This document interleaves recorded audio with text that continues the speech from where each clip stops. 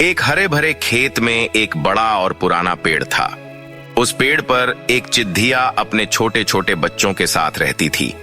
पेड़ की शाखाओं में बने उसके घोंसले में सुकून और सुरक्षा थी।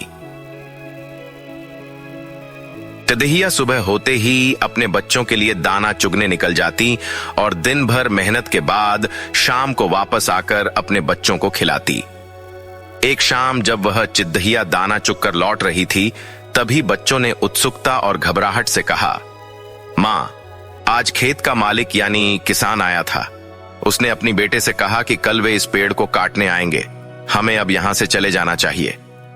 चिद्धिया ने बच्चों को शांत करते हुए कहा, डरो मत बच्चे।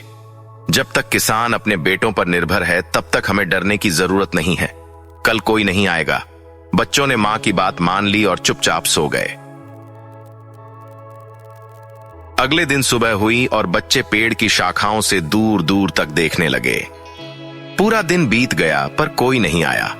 शाम होते ही चिद्धिया फिर आई और उसने मुस्कुराते हुए कहा, देखा, मैंने कहा था ना कि कोई नहीं आएगा। कुछ दिन इसी तरह बीत गए। एक दिन फिर किसान आया और उसने इस बार गांव के कुछ मजदूरों से कहा, कल तुम लोग आकर इस पेड़ को काट देना। जब चिद्धिया शाम को लौटी तो बच्चों ने चिंता जताई, मां, आज किसान ने मजदूरों से पेड़ काटने की बात कही। अब हमें सचमुच घोंसला छोड़ देना चाहिए। चिद्धिया ने गहरी सांस ली और फिर बच्चों को समझाया, चिंता मत करो। मजदूर भी तब तक नहीं आएंगे जब तक किसान खुद उन पर निगरानी न करे। कल भी कोई नहीं आएगा। बच्चे मां की बात मानकर सो गए। अगले दिन भी चिद्धिया की भविष्यवाणी सच साबित हुई।